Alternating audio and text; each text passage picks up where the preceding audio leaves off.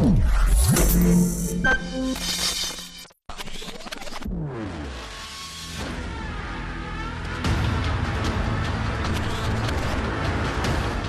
German city of Munich has taken center stage in global politics.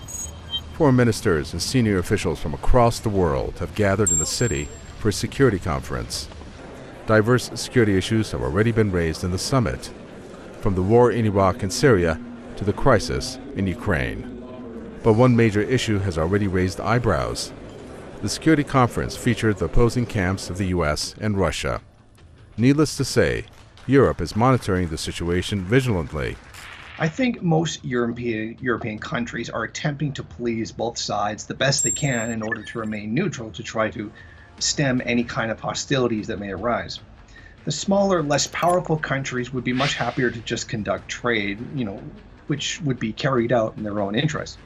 Europe has trade lines and regular trading partners that can go back hundreds of years. They know their own region well, and they know the people they deal with. Russia has been a consistent trading partner that has been fairly good to its neighbors.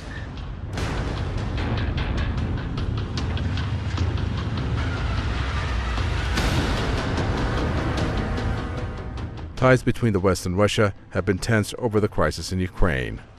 Back in 2014, the US and the European Union imposed sanctions against Russia following Ukraine's strategic Black Sea peninsula of Crimea, which joined Russia after a referendum.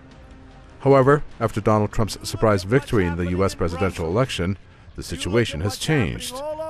European countries are complaining about Trump's plans to forge closer ties with Russia.